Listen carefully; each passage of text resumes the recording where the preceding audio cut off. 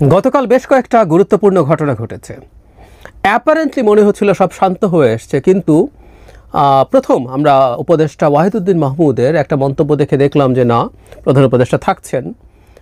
তাতে মনে হলো যে সব কিছু মোটামুটি শান্ত হয়ে এসছে, কিন্তু তারা এরপর একটা অফিসিয়াল স্টেটমেন্ট, যেটা প্রধান উপদেষ্টা তার অফিসিয়াল ফেসবুকে শেয়ার করেছেন, সেটা খুব তীব্র সন্দেহের জন্ম দিয়েছে। এবং একই সাথে গতকালই 3টা রাজনৈতিক দল দেখা করেছে প্রধান উপদেষ্টার সাথে, বিএনপি, জামায়াত এবং এনসিপি, রেজিস্ট্রেশনহীন একটা দল দেখা করেছেন। এটা অবশ্য ডক্টর ইউনূসের নিজের দল, দেখা করতেই পারে, তাদের প্রধানও আলাদাভাবে দেখা করতে পারেন। তো দেখা হওয়ার বিষয়টা নিয়ে আলাদা করে আলোচনা করব, এবং এখানে এক ধরনের বিএনপিকে হিউমিলিয়েট করা হয়েছে বলে মনে হতেই পারে, এবং এটা একটা অর্থহীন বৈঠক হয়েছে বলবো আমরা। কারণ স্টেটমেন্ট যেটা দেওয়া হয়েছে সেই স্টেটমেন্টটা আসলে অনেক কিছু বলে দিয়েছে, খুবই অ্যালার্মিং। আমরা যদি এটার প্রতিটা বাক্য পড়ি এবং রিডিং বিটুইন লাইন্স, তার রাইটার্স প্রেমিস বলে যে একজন রাইটার আসলে কি ঢঙে লিখেছেন, অনেক সময় সেটা কমিউনিকেটেড হয় বা রাইটার নিজে কমিউনিকেট করতেই চান। আমার কাছে মনে হয় পরিকল্পিতভাবে এই ধরনের মেসেজ আমাদেরকে দেওয়ার চেষ্টা করা হয়েছে, মেসেজ সামনে আনার চেষ্টা করা হয়েছে। সোজা বাংলায় বলতে গেলে সেনাপ্রধান এবং বিএনপিকে ধমক বা হুমকি দেওয়া হয়েছে বলা যেতেই পারে।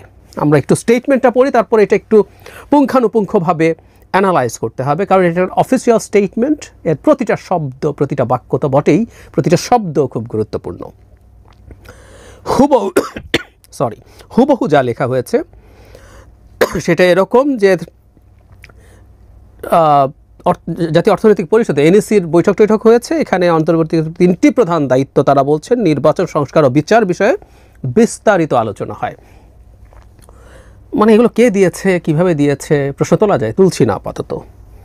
প্রধান উপদেষ্টা প্রফেসর মোহাম্মদ ইউনূসের সভাপতিত্বে রাজধানীর শেরেবাংলা নগর এলাকায় পরিকল্পনা কমিশন এই বৈঠক অনুষ্ঠিত হয়। এসব দায়িত্ব পালনে বিভিন্ন সময় নানা ধরনের অযৌক্তিক দাবি দেওয়া, উদ্দেশ্য প্রণোদিত এখতিয়ার বহির্ভূত বক্তব্য, এই জায়গাটা খেয়াল রাখবো, আমি আবার পড়ব, এবং কর্মসূচি দিয়ে যেভাবে স্বাভাবিক কাজের পরিবেশ বাধাগ্রস্ত করে তোলা হচ্ছে এবং জনমনে সংশয় ও সন্দেহ সৃষ্টি করা হচ্ছে, তা নিয়ে বিস্তারিত আলোচনা হয় বৈঠকে। দেশকে স্থিতিশীল রাখতে, নির্বাচন, বিচার ও সংস্কারের কাজ এগিয়ে নিতে এবং চিরতরে দেশে স্বৈরাচারের আগমন প্রতিহত করতে বৃহত্তর ঐক্য প্রয়োজন বলে মনে করে উপদেষ্টা পরিষদ। এ বিষয়ে অন্তর্বর্তী সরকার রাজনৈতিক দলগুলোর বক্তব্য শুনবে এবং সরকারের অবস্থান স্পষ্ট করবে। শত বাধার মাঝেও গোষ্ঠী স্বার্থকে উপেক্ষা করে অন্তর্বর্তী সরকার তার উপর দায়িত্ব পালন করে যাচ্ছে।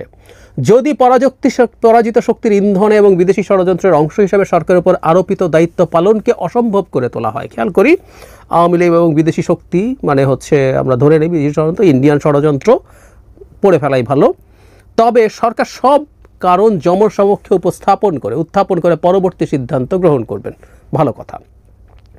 অন্তর্বর্তীকালীন সরকার জুলাই অভ্যুত্থানে জনপ্রত্যাশাকে ধারণ করে, কিন্তু সরকারের স্বকীয়তা, সংস্কার উদ্যোগ, বিচার প্রক্রিয়া ও সুষ্ঠু নির্বাচন ও স্বাভাবিক কার্যক্রমকে বাধাগ্রস্ত করে এমন কর্মকাণ্ড অর্পিত দায়িত্ব পালন করাকে অসম্ভব করে তুললে, লাস্ট জায়গাটা, সরকার জনগণকে সঙ্গে নিয়ে প্রয়োজনীয় সিদ্ধান্ত গ্রহণ করবে। প্রথম কথাটা হচ্ছে সেনাপ্রধানকে একটা অফিসিয়াল ফর্মাল বক্তব্যে তুলে আনা হলো। আমরা রাগঢাক না করে কথা বলি, সেটা ভালো হবে।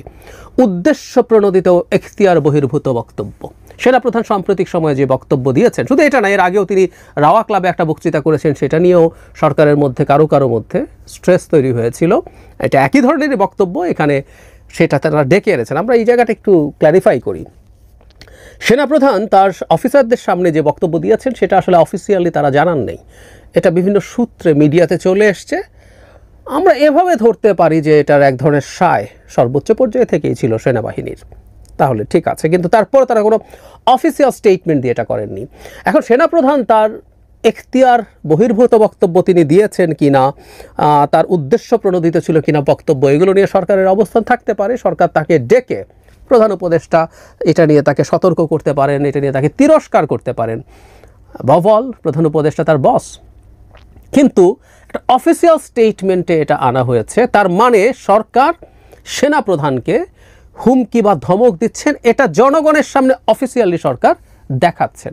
মানে তাদের কাছে মনে হলো যে সেনাপ্রধানের ওই বক্তব্যের পর সরকার কি কিছুটা শক্তির দিক থেকে পেছনে পড়ে গেছে বলে জনগণ মনে করছে, তাই তারা একটা ধমক দেওয়া জরুরি মনে করলেন অফিসিয়ালি, ফর্মালি, যেটার মাধ্যমে জনগণ মনে করবে না সরকারের অনেক হ্যাডাম আছে। আবারও বলছি, সংকটটা যদি তারা মনে করতেন সলভ করবেন, এটা সলভ করার দিকে যাচ্ছেন না, আমি এই জায়গায় যাচ্ছি, এটা কিন্তু আমাদের খুবই অ্যালার্মিং। সলভ করার দিকে গেলে তারা তাকে ডেকে এই কথাগুলো বলতে পারতেন, পরিষদ বসতে পারতো, প্রধান উপদেষ্টা নিজে বসতে পারতেন, খুব ইজিলি এটা করা যেত, কিন্তু সেটা করা হয় নাই। অফিসিয়ালি কাজটা করা হয়েছে এবং তাকে অফিসিয়ালি ধমক দেওয়া হয়েছে। এরপর মূলত কাজকে সমস্যা করতে দেয়া এবং বিশেষ করে প্রচুর রাস্তা আটকে যে বিভিন্ন রকম কর্মসূচি হচ্ছে, অযৌক্তিক দাবি দেওয়া ইত্যাদি ইত্যাদি মিলে সেগুলোতে তাদের কাজের সমস্যা হচ্ছে। মানে এটা কখন সরকারের হঠাৎ করে মনে হলো, যখন জনাব ইশরাক হোসেন এসে তারকে মেয়র করার দাবিতে রাস্তায় নামলেন। শত শত এই ধরনের রাস্তা ব্লক করার ঘটনা ঘটেছে, 5 জন 10 জন 20 জন মানুষ দিয়েও। আমরা এটা নিয়ে দীর্ঘদিন আলোচনা করেছি যে সরকারকে কঠোর হতে হবে, আইন প্রয়োগ করতে হবে, বল প্রয়োগ করতে হবে। আমি বলেছি, অনেক সমালোচিত হয়েছে, কিন্তু বলেছি, বহুবার বলেছি যে সরকার যদি নৈতিকভাবে এবং আইনের মধ্যে থেকে প্রপোর্শনেটলি বল প্রয়োগ করে সেটা জনগণ খারাপভাবে দেখবে না, কিন্তু সরকার এগুলো করে নাই। বিশেষ করে একটা গোষ্ঠীর ক্ষেত্রে সরকার কোনোদিনও বল প্রয়োগের পথে হাঁটে নাই, সেটা হচ্ছে ইসলামিস্ট এক্সট্রিমিস্টরা। বহু ক্ষেত্রে তারা বহু কিছু ঘটিয়েছে, সরকার পদক্ষেপ নেয় নাই, এবং কেন নেয় নাই এই স্টেটমেন্টে আছে আমি মনে করি। আবারও বলছি, আমাদের রিডিং বিটুইন লাইন্স পড়তে হবে। এসব বাক্যের মধ্যে, এসব শব্দের মধ্যে অনেক হিডেন মিনিং থাকে। আমার সাথে কেউ ডিসএগ্রি করতে পারেন, আমি আমার টেক বলছি। বিএনপিকে এখানে তার মানে যখন ইশরাক করলেন তখন সমস্যা হয়ে গেল, আর আগে হয় নাই। এরপর আওয়ামী লীগের নিষিদ্ধ করার নাম দিয়ে একই ঘটনা কয়দিন আগেই হলো, কিছু হয় নাই, কিন্তু এটা তো ডক্টর ইউনূসের নিজের দলের লোকজন, হাসনাত আবদুল্লাহ, এনসিপি এবং জামায়াত টু সাম এক্সটেন্ট সরকারের সাথে ইজ ভেরি মাচ অ্যালাইন্ড, এবং ইসলামিস্টরা, তাতে সমস্যা হয় নাই। এছাড়াও যে কেউ এই কাজগুলো একটা সময় করেছে, কোনো রকম কোনো ব্যবস্থা নেই। হঠাৎ করে তাদের মনে হলে, ইভেন আমরা একজন উপদেষ্টা সৈয়দা রিজওয়ানা হাসান যখন 2 দিন আগে ব্রিফিং করছেন, তখনও তিনি বলছেন অফিস থেকে যমুনায় আসবো, রাস্তা আটকে যায়, কারোর সাথে মিটিং আছে, হয় না। হঠাৎ করে তাদের মনে হওয়া শুরু করলো।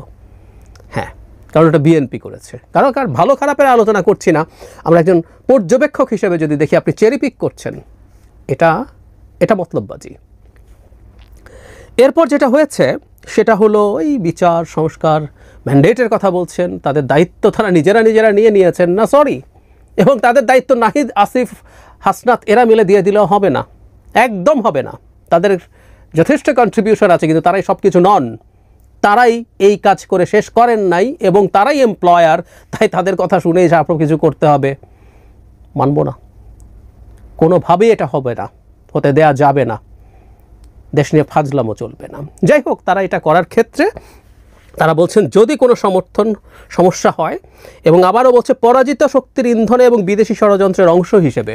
আমি খুব এনসিপির সাথে এই ধরনের অ্যালাইনমেন্ট দেখি, যখনই কোনো না কোনো কিছু ঘটে সেটার সাথে এটাকে রিলেট করা হয়। একটা সময় পর্যন্ত আমরা মানছি অনেক ক্ষেত্রেই এইগুলোর যে প্রভাব ছিল না তা না, ভারত বাংলাদেশকে ডিস্টেবিলাইজ করতে চায়, আওয়ামী লীগ টাকা খরচ করছে, ট্রু, কিন্তু অন্য দল, ধরুন বিএনপি, জামায়াতও যদি রাস্তায় নামে, প্রত্যেকটা বিরুদ্ধের, শেখ হাসিনার বিরুদ্ধে লড়াই করা দল, তাদেরকেও কিন্তু এখন ট্যাগ করা হচ্ছে, আমরা খেয়াল করব।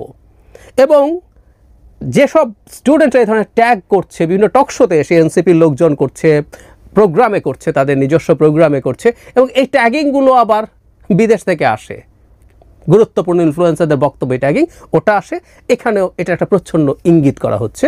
সো এগুলো আসলে মূলত নাকি ওই কারণেই হচ্ছে। ফলে কেউ যখন নির্বাচন চাইবে, নির্বাচনের দাবিতে যদি নামবে, ব্যর্থ যুক্তি দেয়া হয়, ভারত তো নির্বাচনের কথা বলেছে, সো বিএনপি যদি নির্বাচন চায়, কোনো ব্যক্তি যদি নির্বাচন চায়, ভারতের দালাল, বিদেশি শক্তির ইন্ধন, ডক্টর ইউনূস বলছেন, তাদের পরিষদ বলছেন। এরপর জনসংপর্কে উত্থাপন করবে শেষের যে জায়গাটা, আমি বাক্যটা পড়ি, কিন্তু সরকারের স্বকীয়তা, সংস্কার উদ্যোগ, বিচার প্রক্রিয়া, সুষ্ঠু নির্বাচন ও স্বাভাবিক কার্যক্রমকে বাধাগ্রস্ত করে এমন কর্মকাণ্ড অর্পিত দায়িত্ব পালন করাকে অসম্ভব করে তুললে সরকার জনগণকে সাথে নিয়ে প্রয়োজনীয় সিদ্ধান্ত গ্রহণ করবে। এই যে জনগণ বলা হয়, এই সরকারের জনগণ বলার কি আছে? সরকারের কোনো কাজে, কোনো ক্ষেত্রে যদি সমস্যা তৈরি হয়, সরকার একটা এক্সিকিউটিভ, তার এক্সিকিউটিভ পাওয়ার আছে, আইন অনুযায়ী সে যে কোনো ব্যবস্থা নিতে পারে, যে কোনো ব্যবস্থা নিতে পারে। জনগণের আলাপটা কেন? এবং এই জনগণ কারা? ধারণা করি এটা বিএনপিকে ধমক বা হুমকি দেওয়া হচ্ছে, আমারও কিন্তু একটা রিজার্ভ ফোর্স আছে, ওটা মাঠে নামাবো।